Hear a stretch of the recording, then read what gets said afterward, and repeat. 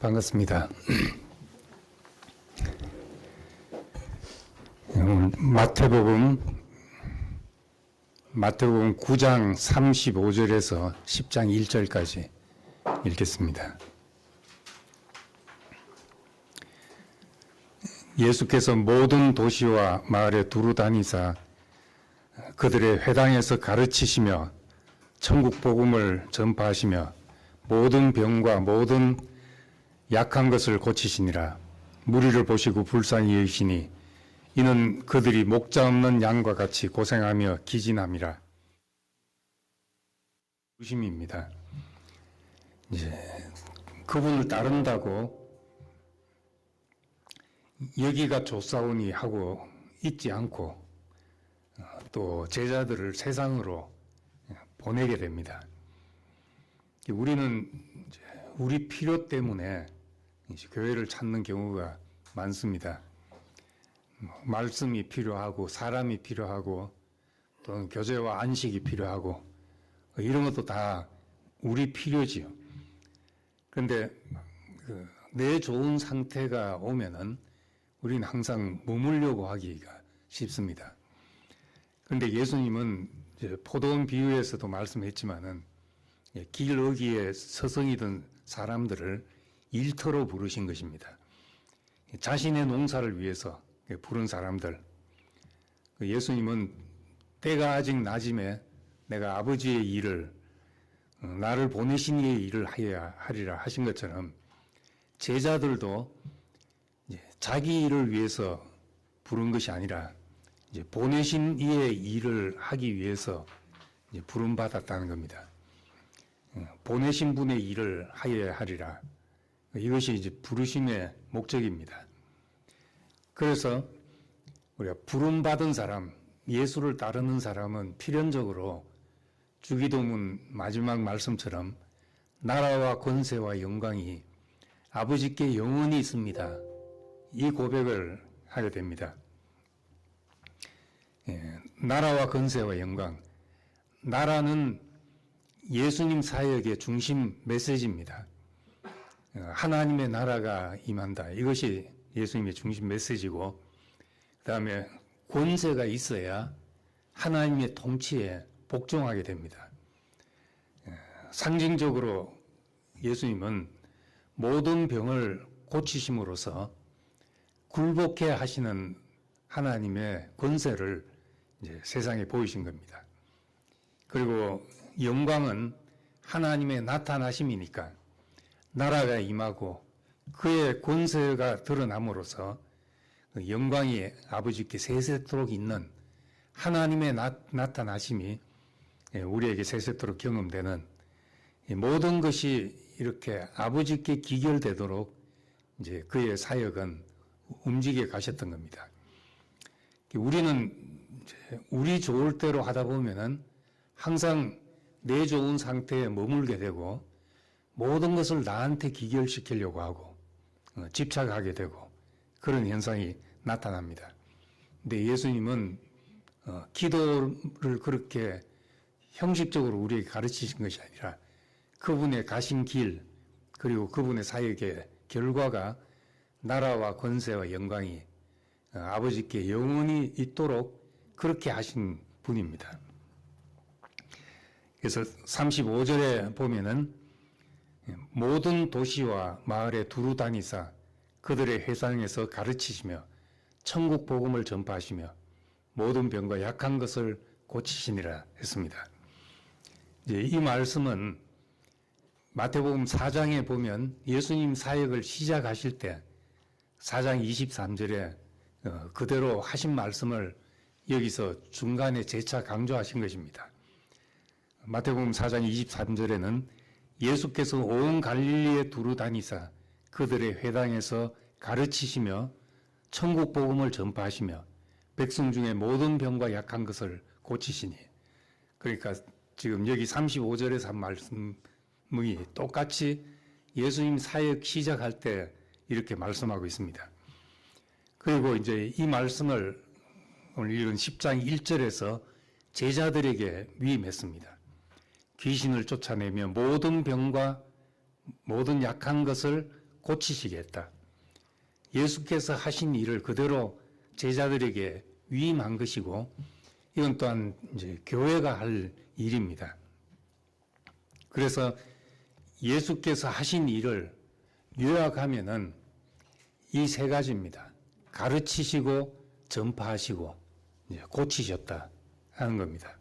이것을 예수님의 3대 사역이라고도 하는데, 이것은 예수님이 하셨고 제자들에게 하라고 하시고, 그러니까 결국은 교회가 해야 될 일이기도 합니다.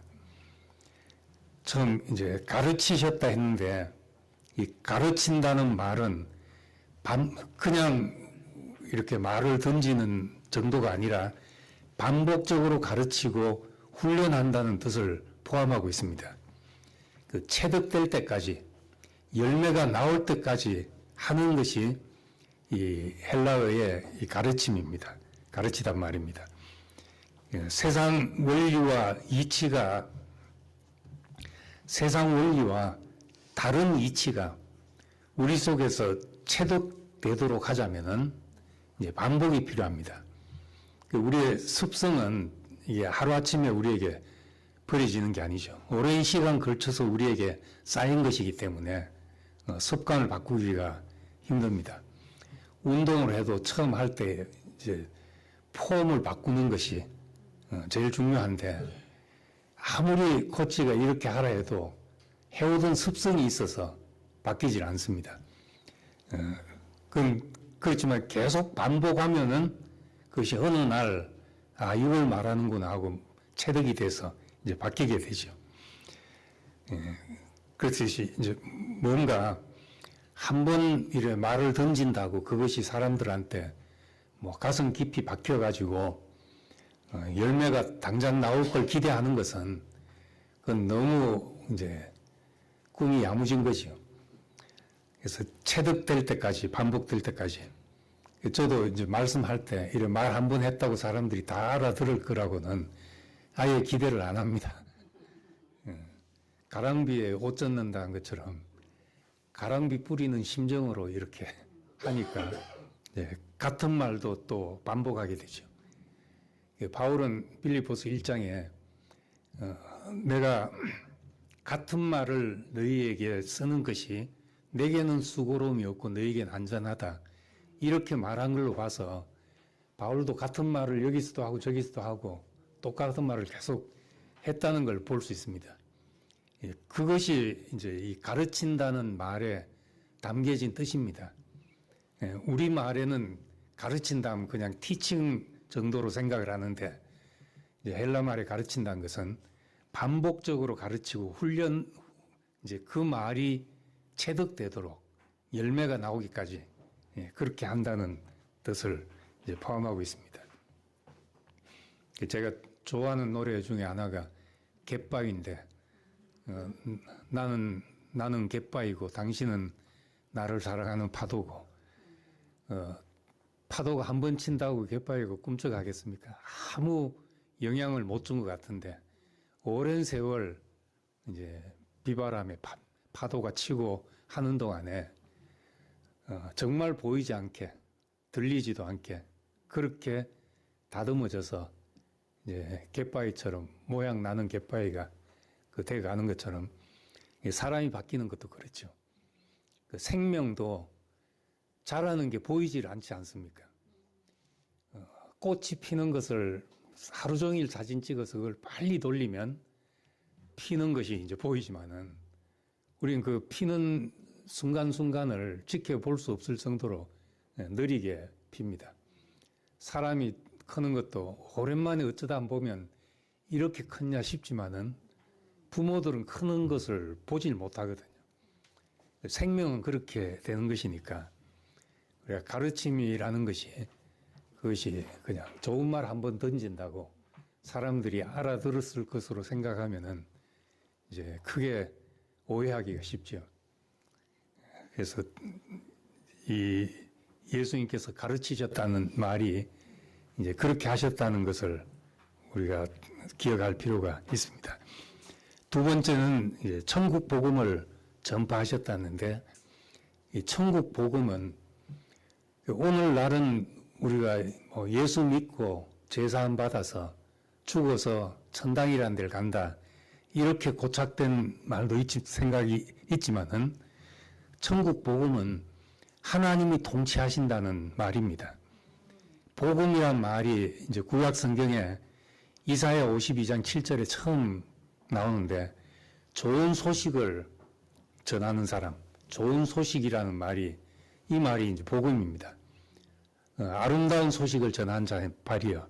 이 말을 이제 헬라 말로 유앙겔리온이라고 번역했고 그것을 우리말에 복음이라고 번역했습니다.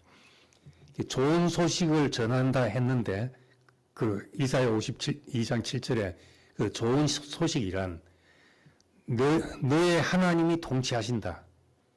하는 자의 산을 넘는 발이 어찌 그리 아름다운가. 이 소식을 말하는 자의 발이 어찌 그리 아름다운가. 이 말을 이제 로마서에서도 인용하고 신약에서 복음이란 말로 썼습니다. 그러니까 우리가 복음의 원래 의미는 하나님의 통치가 우리에게 임하는 거죠. 예수님 기도하신 것처럼 나라가 임하옵시며 이것이 복음입니다. 하나님의 나라가 임한다는 것. 예수님이 오신 것이 하나님 나라가 우리에게 임한 것이죠. 하나님의 통치가 임했기 때문에 천국은 여기 있다 저기 있다 할 것이 아니다. 지금 너희 가운데 있다 이렇게 말씀하신 겁니다. 우리 천당이라는 말은 이제 성경에 없는 말이죠. 저도 이걸 한참 뒤에야 알았습니다. 천당이라는 말이 성경에 없다는 걸. 불교 용어입니다, 원래는. 근데 이제 천국이라는 말을 썼는데 이 천국이라는 말은 마태복음에만 나옵니다. 마태복음 외에는 한두 군데 외에는 다 하나님 나라라고 나오죠. 근데 왜 하나님 나라를 마태는 천국이라고 했나?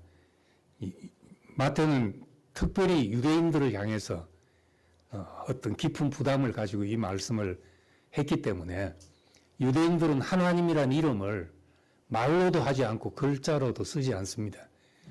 그래서 여호와라고 쓸 때는 정말 그 성경에 헌신한 사람들이 손발을 씻고 그 글자를 쓸 정도로 쓰고 보통 때는 글자를 쓰자면은 그냥 네 글자라고 씁니다. 테트라그람마툼이라고 네 글자 이렇게 씁니다. 여호와의 이름을 시작에서는 그 정도로 안 썼으니까 어떻게 하나님 나라라는 말이 쉽게 나오겠습니까? 그래서 대신 쓴 말이 하늘나라라는 말을 썼던 겁니다. 이것 때문에 우리가 이제 공간으로 시공간적으로 사고하는 인간이 시공간적으로 이제 생각하게 된 거죠.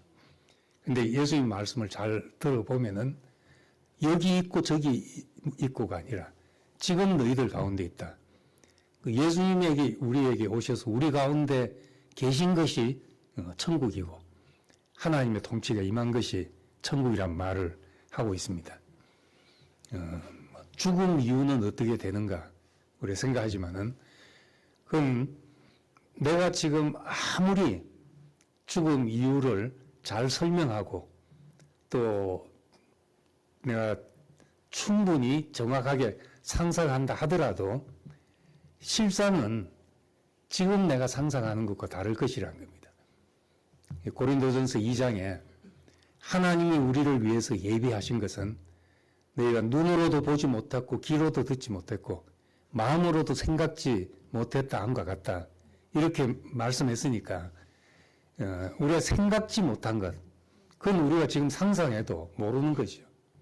단지 우리는 예수 안에서 우리가 누리는 이 축복을 누리고 있으니까 그날에도 우리는 예수 안에 있을 것이다. 내가 아버지께로 간다. 예수님께서 그렇게 말씀했으니까 우리는 아버지께로 가는 것이다. 거기가 어떤지 우리가 상상한다고 알 수 있는 건 아니지만은 우리가 그렇게 생각하는 것이 합당한 생각이죠. 내가 그날에도 아버지 안에 있을 것이다. 지금 예수 안에서 우리가 누리는 것을 그날에도 예수 안에서 누릴 것이다. 이렇게 생각하는 겁니다. 그래서 천국 복음을 전파한다는 것은 이제 우리에게 통치가 임하는 거죠. 세 번째, 모든 병과 모든 약한 것을 고치셨다 했는데 이 말씀 앞까지 8, 9장은 치유의 장입니다.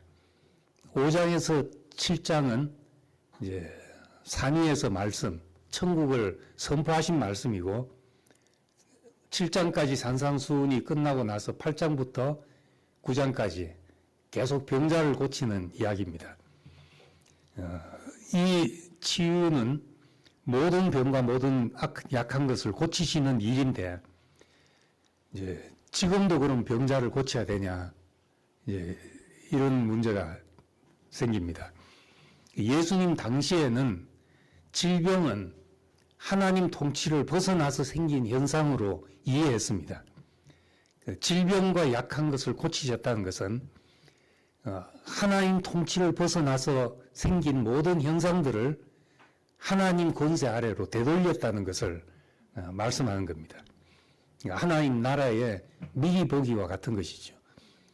그래서 요한계시록 21장 4절에 보면 모든 눈물을 그 눈에서 닦아주시니 다시는 사망이 없고 애통하는 것이나 곡하는 것이나 아픈 것이 다시 있지 않다라고 하신 말씀은 이제 하나님 통치가 임한 상태를 말하는 겁니다.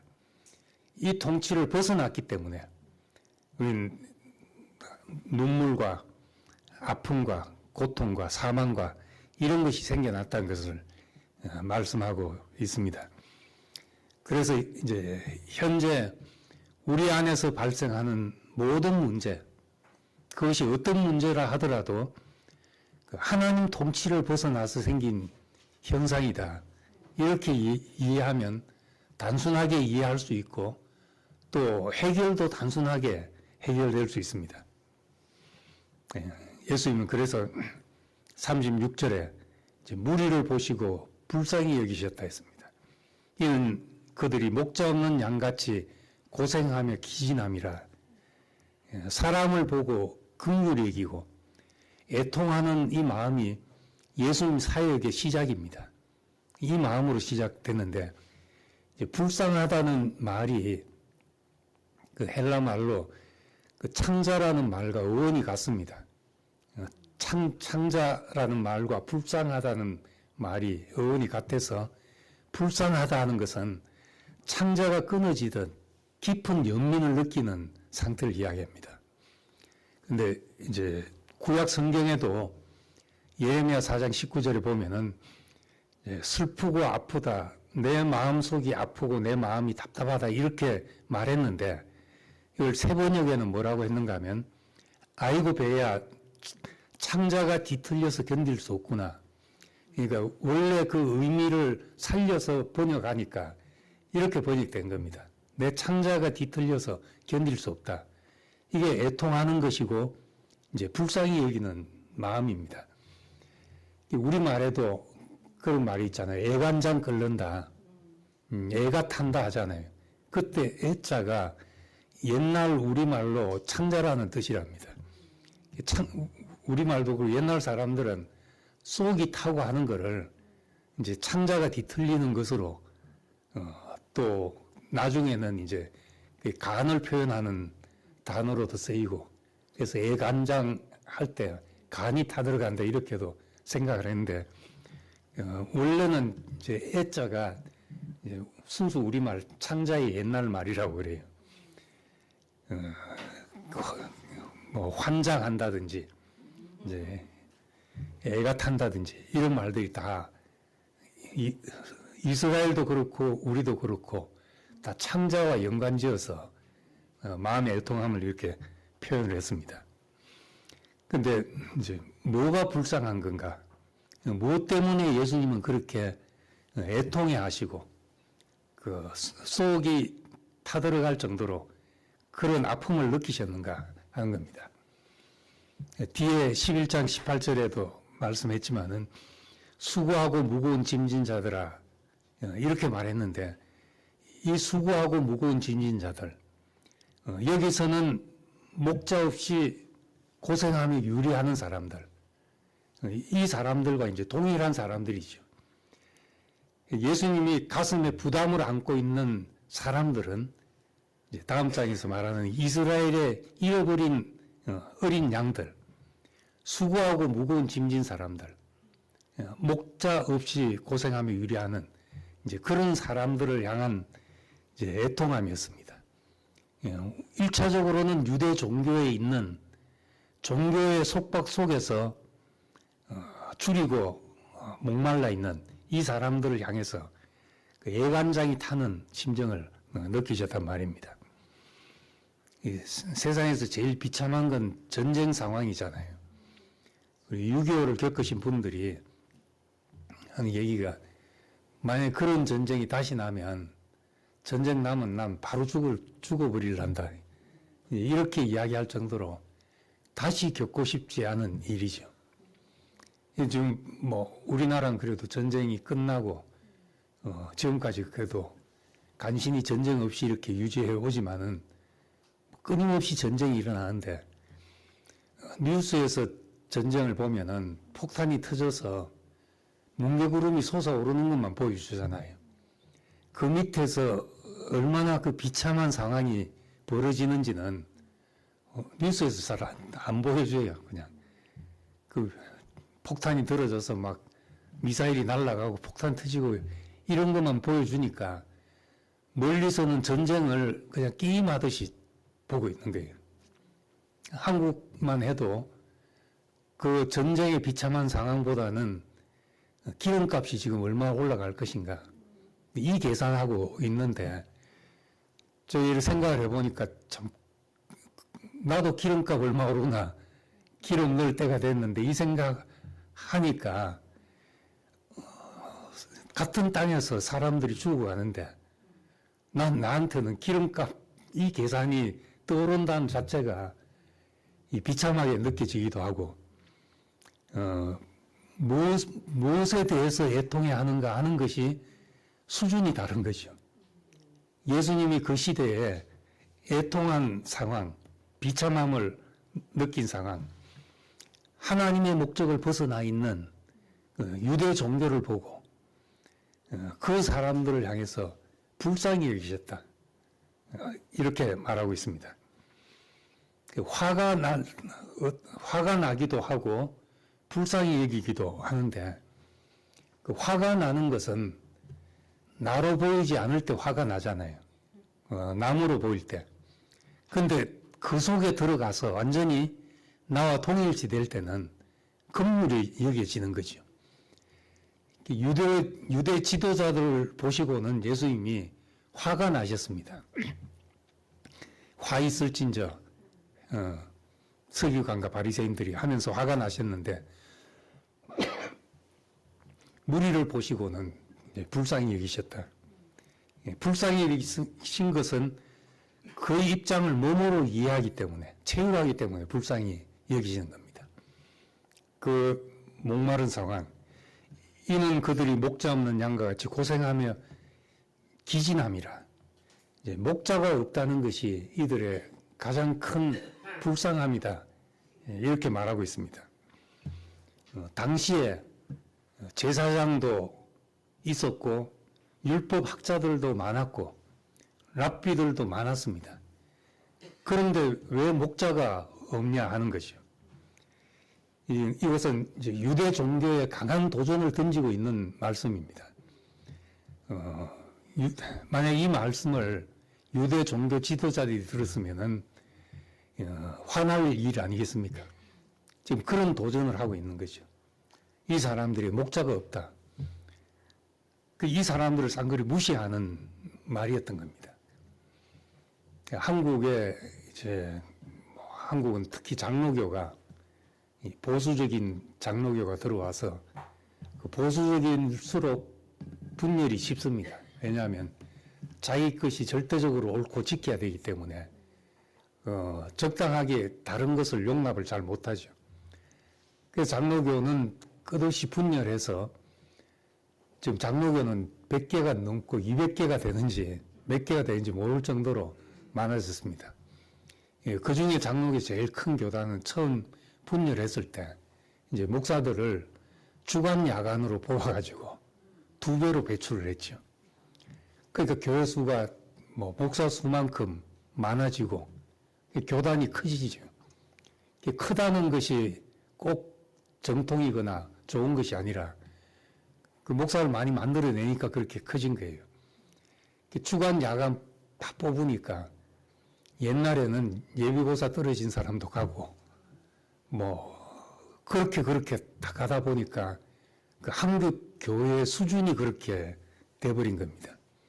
만약 주님께서 이런 상황에 오셨다 하더라도 뭐가 문제인가 똑같지 않겠다는 거죠. 목자가 없구나 이런 말씀을 하신 겁니다. 목자가 없다는 것을 다른 말로 하자면은 인생의 모든 문제는 그리스도가 없는 것인데 그리스도가 없어서 그런 것이다. 다시 말해 우리가 겪는 수많은 일들과 사연 속에서 그리스도를 추수할 사람이 없다는 말과 같습니다. 소경을 앞에 놓고 이 사람이 누구 죄 때문입니까? 그런데 이 소경의 인생을 추수할 사람이 없었던 겁니다. 이 소경의 인생을 복된 눈으로 본 사람이 없었던 거죠. 아버지의 죄 때문인가 본인 죄 때문인가 그 생각밖에 못하고 있는 사람들 앞에서 예수님은 아버지께서 하시는 일을 하나님이 하시는 일을 나타내기 위해서 이렇게 하신 것이다.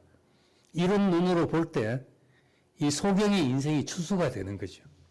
이 사람 인생 속에 하나님의 하신 일이 사람들에게 이제 보이게 했던 겁니다. 이것이 이제 목자고 추수하는 일인 겁니다. 하나님 하시는 일을 나타내기 위함이다. 그러니까 우리는 하나님이 하시는 일을 보는 사람은 누구라도 추수하게 되고 그 사람의 인생을 복되게 거둘 수 있게 되는 겁니다. 우리도 이런저런 수많은 일을 겪고 지나갑니다. 문제 없는 사람이 어디 있겠으며 일 안 겪는 사람이 어디 있겠습니까? 수많은 일이 지나가는데 나는 왜 이런 일을 당해야 했고 나는 그때 왜 그랬으며 왜 아팠고 왜 괴로웠고 왜 그런 일이 생겼는가 이런 질문을 던질 때 내 스스로 해석할 수 있는 것도 있지만은 해석 못하는 게 더 많지요. 해석이 안 되는 것이. 그런데 이 모든 것이 그리스도께 오기 위한 과정이었다. 이렇게 해석이 될 때 추수 안 될 것이 없는 인생이 됩니다. 그리스도로 오기 위함이다. 내가 잘했냐 못했냐로 평가되지 않고 거기서 그리스도가 존귀케 되냐 아니냐 이 문제로 인생을 볼 때 모든 인생은 추수할 것이 있는 사람으로 이제 바뀌어지게 우리 눈이 그렇게 바뀌어지게 됩니다. 이렇게 이제 문제가 정리된 사람은 다른 사람을 봐도 그 사람에게 어떤 문제가 있든지 그것은 그리스도가 없어서 생긴 문제니까 그리스도 안으로 오기 위해서 겪는 과정이구나. 이렇게 보면은 문제될 것도 없고 또 문제는 다 단순하게 정리가 됩니다. 우리가 그런 사람으로 살 때 이제 추수할 것이 있는 사람이 되죠. 그리스도라는 이 하나님의 부르심의 목표가 없으면은 우리는 누구라도 문제의 늪에 빠지게 됩니다. 문제가 오면 그 속에서 흐이적거리고 들었던 좋은 말도 다 날아가 버리고 이렇게 될 수밖에 없죠.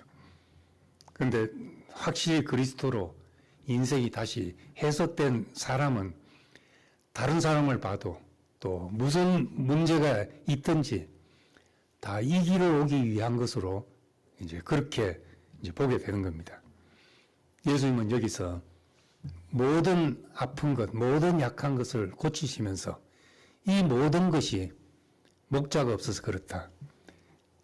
아버지 앞으로 인도되어서 그 하나님께 복종케 하는 그 권세가 없어서 그런 것이다. 이 말씀을 하셨습니다. 그래서 이제 마지막에는 예수님 자신도 어찌 보면은 자기 인생은 자기가 해석할 수 없었잖아요. 우리도 자신의 인생이 해석 안 될 때가 있어서 누군가 해석해 줘야 될 때가 있듯이 예수님도 마지막에는 하나님 어째서 나를 버리십니까? 이 말은 자신도 자신의 죽음이 해석되지 못하고 돌아가셨을 수도 있는 것입니다. 그런데 신약 성경은 하나님이 그를 살리셨다 이렇게 말합니다. 하나님이 그분 인생을 살리셔서 다시 추수하게 된 것이니까 최종적으로 모든 것을 추수하시는 분은 하나님이시라는 말씀을 할 수가 있습니다. 하나님의 하시는 일을 보는 사람은 추수하게 되고 또 하나님은 궁극적으로 모든 사람의 인생을 추수하는 분으로 있게 되죠. 하나님 보시는 눈으로 인생을 복되게 해석하는 그것으로 우리가 추수하려고 들면 눈을 들어 밭을 보라 희어져 추수하게 되었다 한 것처럼 이제 추수할 것이 가득 찬 사람이 됩니다. 교회에서 뭐 부정적인 이야기도 할 수 있죠. 뭐 안 되는 걸 안 된다 하고 마음에 안 든다 할 수도 있는데, 근데 이제 더 중요한 것은 부정적인 이야기 하지 마라 이런 말이 아니라 우리에게 추수할 것이 보이면은 그것만 해도 우리 인생에 할 일이 일감이 평생의 일거리가 주어진 사람이 되죠. 요즘 기업들은 이제 일감 확보를 얼마나 하냐. 그래서 뭐 요즘 잘 나가고 있는 반도체는 몇 년 일거리가 찼다고 하고 뭐 그렇게 하는데, 우리는 이 그리스도를 추수하는 이 추수가 우리 일로 보이면은 우리의 평생의 일거리가 차게 되죠.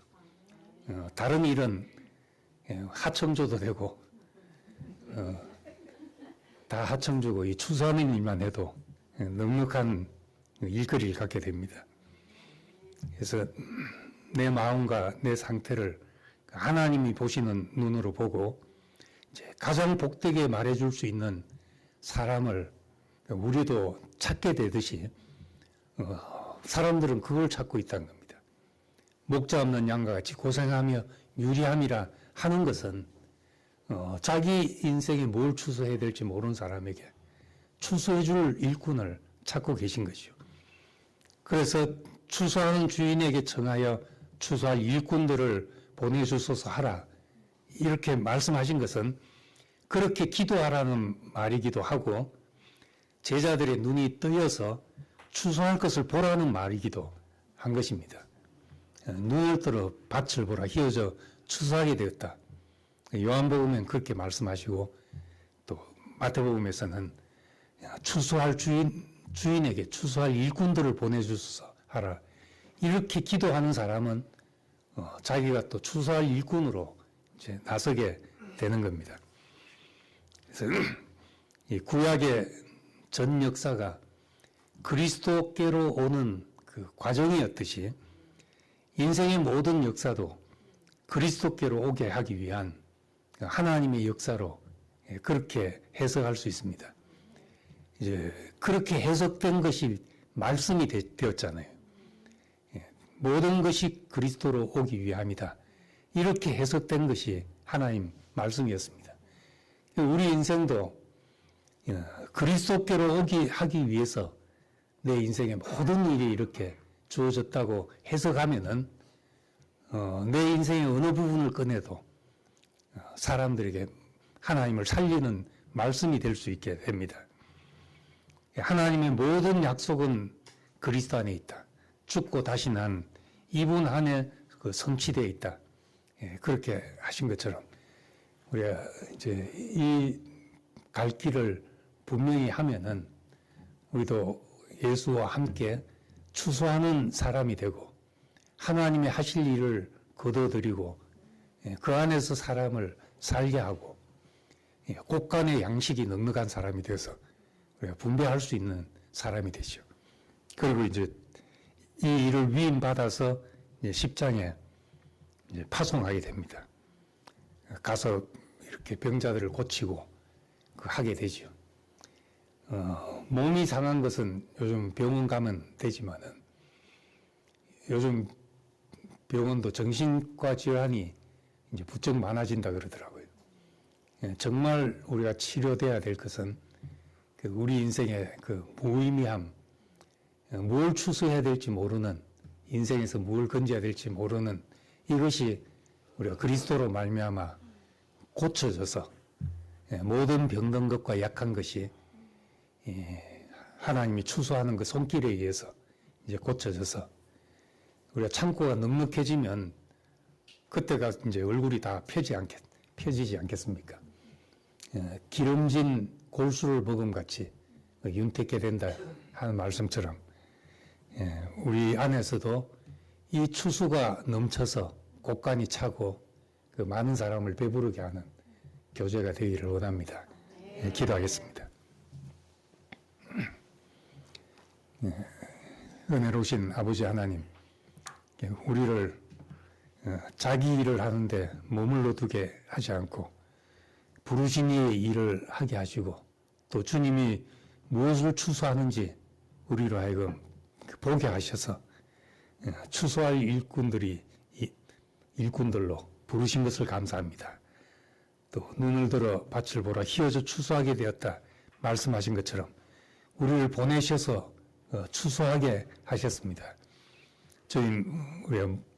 우리 좋은데 머무는 사람으로 있지 않게 하시고 하나님의 하시는 일이 우리에게도 보여서 추수할 것이 넘쳐나고 이것으로 말미암아 우리가 우리 문제에 침륜에 빠지지 않고 하나님의 그 부르심을 내 일생에 달려갈 표대로 삼고 살게 되기를 원합니다. 우리가 대전에서 이렇게 교제를 하는데 참 이 축복받은 교회 귀한 장소를 또 허락해 주심을 감사하고 또 함께 교제가 이루어지게 하시고 좋은 교통과 은혜가 나눠지게 하시고 함께 주님께서 우리에게 주신 복을 나눌 수 있게 되기를 원합니다. 한 달에 한 번 모이지만은 우리가 이 나눔이 우리 속에 깊이 골수를 채우는 양식이 되도록 주님께서 축복하시기를 원합니다. 예수님 이름으로 기도드립니다. 아멘.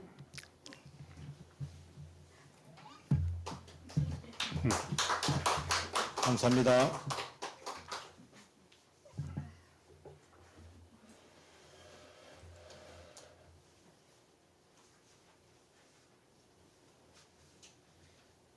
이제 내가 죽어도 살아도